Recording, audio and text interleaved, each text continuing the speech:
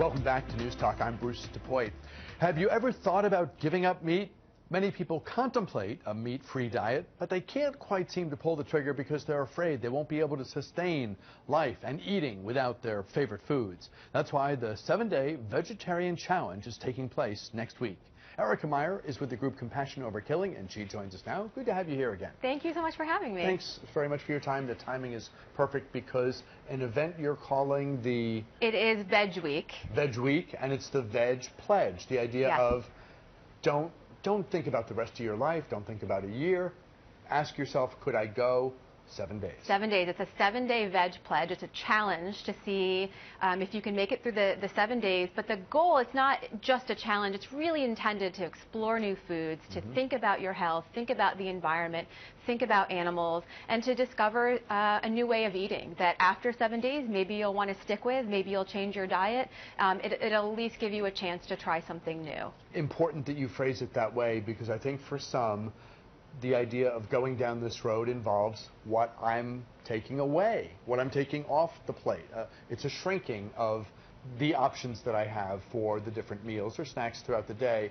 You're saying what you can take away a few things, but you can add things that maybe you haven't thought of, or things that could play a bigger role than they do now. Yes, give it 7 days to open up a whole new palate to you. Try and explore new foods, some which you might like, some which maybe you don't like, and that's the whole goal. So when people sign up, what we do is we give them 7 days. Every day of the week, you'll be getting information from us, resources, free recipes, tips and tricks and meal ideas. And we have a whole bunch of companies working with us to give people deals and discounts on some of the foods available in mainstream grocery stores all over the country. Grocery stores and restaurants too, and I want to talk about that in a moment. What sorts of things do you suggest to people? I know you have some props here. What some examples here.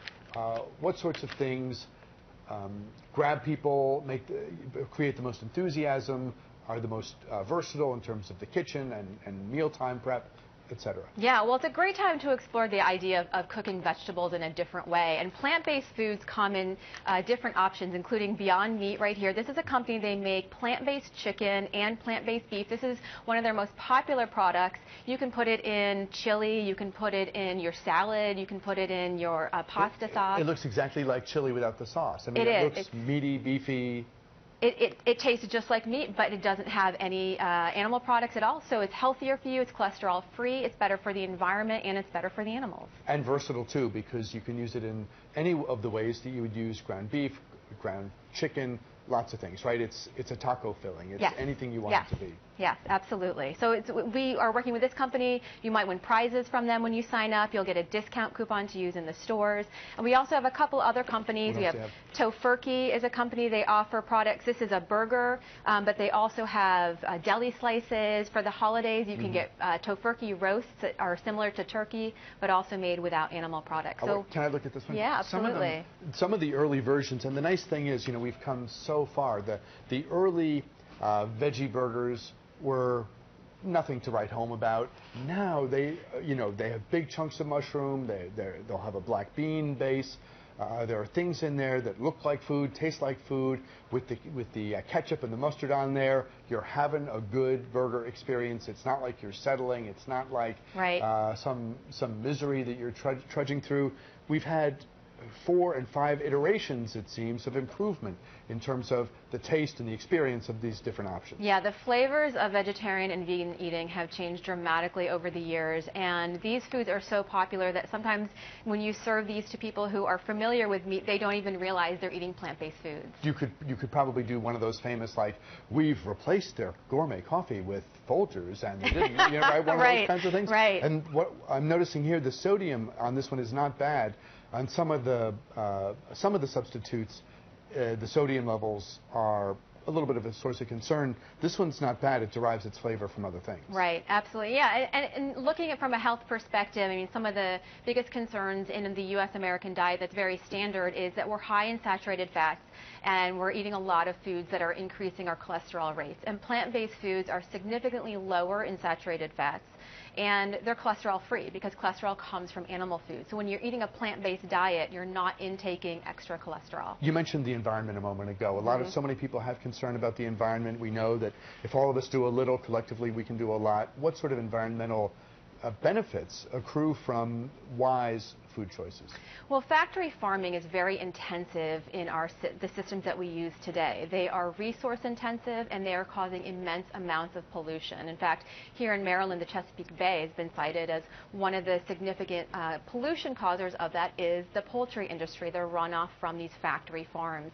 And on a global scale, the National Academy of Sciences recently put out a report that focuses on our food choices on a global perspective and the far-reaching impacts. And not only does this study talk about the health perspectives of choosing more plant-based foods, but it talks about how important our dietary choices are for the environment, and it would be impossible to truly tackle climate change without addressing our diet and shifting towards more plant-based foods. We've been talking a lot about the foods you make at home. The foods you can buy in restaurants the restaurants have really stepped up. It used to be there was one little item at the end of the menu for the non-meat eater.